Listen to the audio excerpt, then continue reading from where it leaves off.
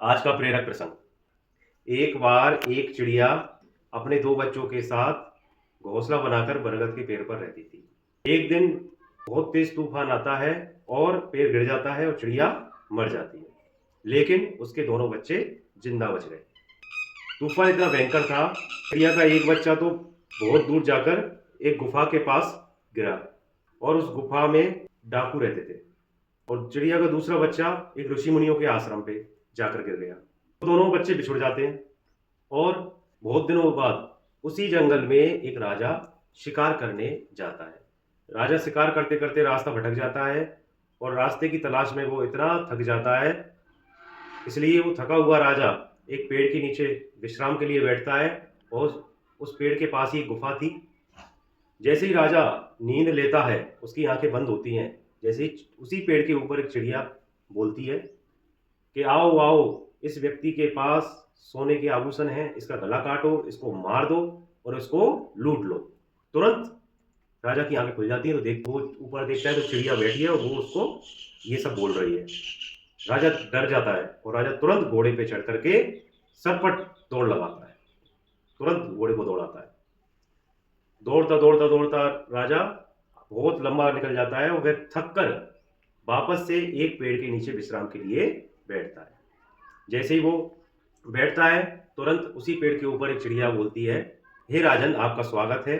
ऋषि मुनि स्नान करने के लिए बाहर गए हैं, आप आश्रम में अंदर जाकर विश्राम करिए। तो राजा तुरंत ऊपर देखता है, तो वो देखता है कि पेड़ पर एक चिड़िया बोल रही थी और वो चिड़िया हूबहू पहले जैसी चिड़िया थी, बिल्कुल कोई उसमें अंतर नहीं था। राजा चौंक जाता है कि ये ऐसा कैसे हो गया। एक चिड़िया ने तो मार काट की बात करी और दूसरी चिड़िया क्या कह रही है कि आपका स्वागत है, आप आराम करिए अंदर जाकर। और चिड़िया दोनों एक जैसी थी। तो राजा को आश्चर्य हुआ। कुछ समय बाद ऋषि मुनि आते हैं आश्रम की ओर स्नान आदि करके और राजा से मिलते हैं, राजा का आदर सत्कार करते हैं।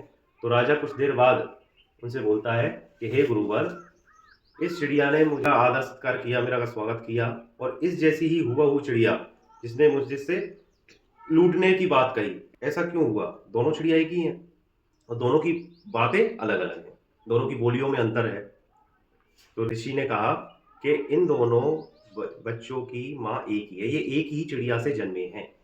एक बार तेज तूफान आया और एक चिड़िया तो डाकुओं की गुफा में जाकर गिरी, तो वह डाकुओं के साथ पली बड़ी, तो वो डाकुओं की तरह ही अपना व्यवहार करने लगी। एक चिड़िया ऋषि मुनियों के यानी कि हमारे साथ रही, तो वह संतों की बातें करने लगी, हमारे साथ ही पली बड़ी।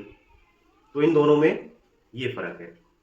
तो इस कहानी से हमें ये शिक्षा मिलती है कि संगत का हमारे आचरण, व्यवहार और जिंदगी में बहुत बड़ा असर पड़ता है। इसलिए हमें संगत का हमेशा सोच समझकर ही चुनाव करना चाहिए। जैसी संगत वैसी रंगत। इसलिए हमें संगत अच्छी करनी चाहिए।